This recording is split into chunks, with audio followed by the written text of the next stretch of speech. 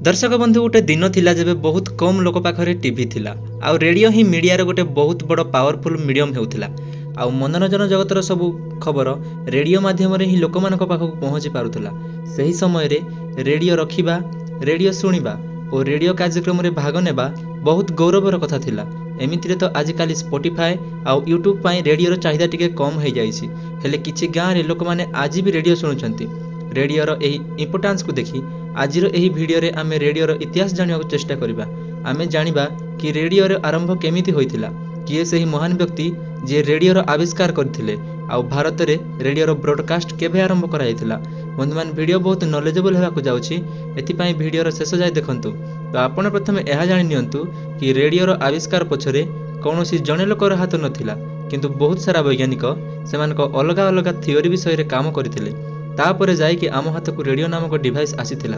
एही device electromagnetic wave आधार रे काम करुथिला, जाहाकु खोजिबार काम सर्वप्रथमे British scientist James Clerk Maxwell करथिले।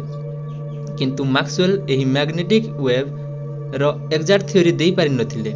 आउ तांको परे ब्रिटिश साइंटिस्ट ओलिवर हेविसाइड एही काम को जारी रखिथिले, किंतु से मध्य एहाको पूर्ण भाव में बुझी पारि नथिले।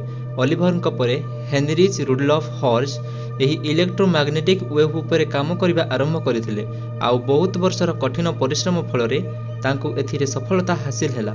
से इलेक्ट्रोमैग्नेटिक वेव विषय रे थिबा सब प्रश्नर उत्तर देले, जाहाकु सही समय पर्यंत वैज्ञानिक माने खोजी पारि नथिले।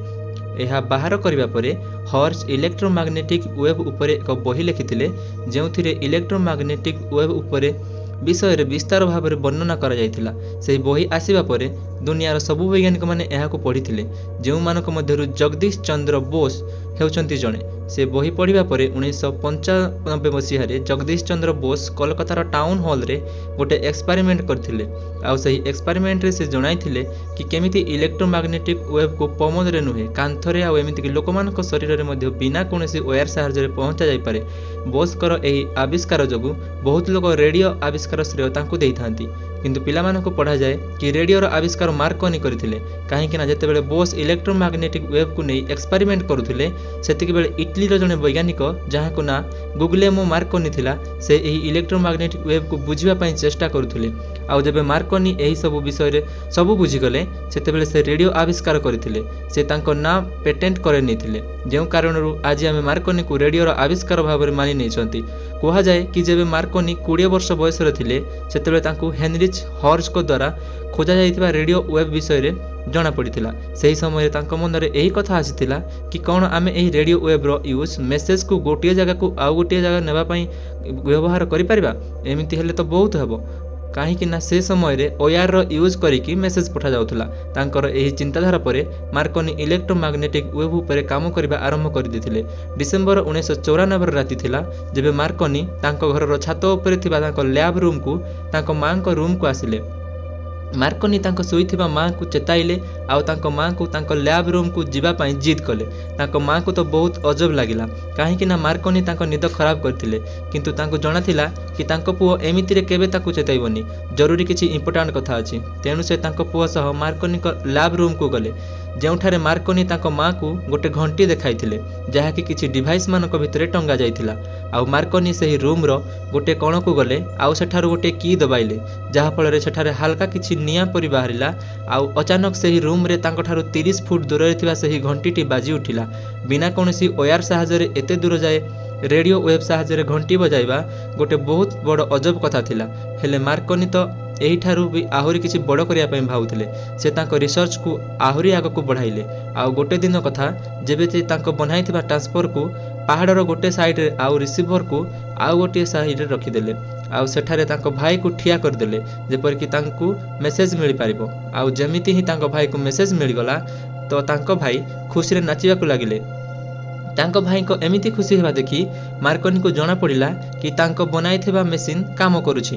तांकर सही एक्सपेरिमेंट को आगो को बढ़ावा पई मार्कोनी फाइनेंशियल हेल्प पई इटली सरकार को पोस्ट आउ टेलीग्राफ डिपार्टमेंट पाखरे अपील कले, किंतु सेमाने सहायता करिया पई मना करदेले। किंतु मार्कोनी उदास होई नथिले। से 22 वर्ष बयस रे तांको मां को सह इंग्लैंड चली जाइथिले, जेउठारे 1896 रु 1979 मध्य रे से तांको द्वारा बनाइथिबा डिवाइस रे वायरलेस ଓୟାରରେ ଯୋଡ଼ି ହୋଇଥିବା ବହୁତ ସାରା ଏକ୍ସପେରିମେଣ୍ଟ କରିଥିଲେ। 1897ରେ ମାର୍କୋନି 12 ମାଇଲ ଯାଏ ରେଡ଼ିଓ ମେସେଜ ପଠାଇବାରେ ସକ୍ଷମ ହୋଇଥିଲେ, ଯାହାକି ପୁରା ଓୟାରଲେସ୍ ଥିଲା। ଯାହାପରେ ପୁରା ୟୁରୋପରେ ମାର୍କୋନିଙ୍କ ନାଁ ପପୁଲାର ହୋଇଗଲା। ଆଉ ଏମିତି କ'ଣ ପାଇଁ ବି ହେଇନଥାନ୍ତା, ବିନା କୌଣସି ଓୟାର ଦ୍ୱାରା ମେସେଜକୁ ଗୋଟିଏ ଜାଗାରୁ ଆଉ ଗୋଟିଏ ଜାଗାକୁ ପଠାଇବାର ସ୍ୱପ୍ନ ଏବେ ପୂରଣ ହେବାକୁ ଯାଉଥିଲା। ଏହାପରେ ରେଡ଼ିଓର ୟୁଜ୍ ମେସେଜକୁ ଦୂର ଦୂର ଜାଗା ପହଞ୍ଚାଇବା ପାଇଁ କରାଗଲା। ଯଦି ଆମେ ଭାରତର କଥା କହିବା, ତେବେ ପ୍ରଥମେ 1924ରେ ମାଡ୍ରାସ ପ୍ରେସିଡେଣ୍ଟ୍ରି କ୍ଲବ ରେଡ଼ିଓକୁ ଭାରତକୁ ଆଣିଥିଲେ। ଏହି କ୍ଲବ 1927ରେ ରେଡ଼ିଓ ଦ୍ୱାରା ବ୍ରଡକାଷ୍ଟିଂର ଆରମ୍ଭ କରିଥିଲେ। 1932 ମସିହାରେ ଏହାର ଜିମ୍ମେଦାରୀ ଭାରତ ସରକାର ନେଇଯାଇଥିଲେ ଆଉ ତାର ନାଁ ଦେଇଥିଲେ ଅଲ୍ ଇଣ୍ଡିଆ ରେଡ଼ିଓ। ଦର୍ଶକ ବନ୍ଧୁ, ଏହି ରେଡ଼ିଓ ଭାରତର ସ୍ୱାଧୀନତା ସଂଗ୍ରାମରେ ମଧ୍ୟ ଭାଗ ନେଇଥିଲା। ଏହା ସାହାଯ୍ୟରେ ଗାନ୍ଧୀଜୀ ଭାରତ ଛାଡ଼ର ବ୍ରଡକାଷ୍ଟ କରିଥିଲେ। ଆଉ ସୁଭାଷ ଚନ୍ଦ୍ର ବୋଷ ମଧ୍ୟ ମୋତେ ରକ୍ତ ଦିଅ ମୁଁ ସ୍ୱାଧୀନତା ଦେବୀର ନାରା ଏହି ରେଡ଼ିଓ ଷ୍ଟେସନ ଦ୍ୱାରା ବ୍ରଡକାଷ୍ଟିଂ କରିଥିଲେ। ବନ୍ଧୁମାନେ, କ'ଣ ଆପଣମାନେ କେବେ ରେଡ଼ିଓ ଶୁଣିଛନ୍ତି କିମ୍ବା ଆପଣ କେବେ ରେଡ଼ିଓ ୟୁଜ୍ କରିଛନ୍ତି? ଆପଣଙ୍କ ମତାମତ କମେଣ୍ଟ ବକ୍ସରେ ଦିଅନ୍ତୁ।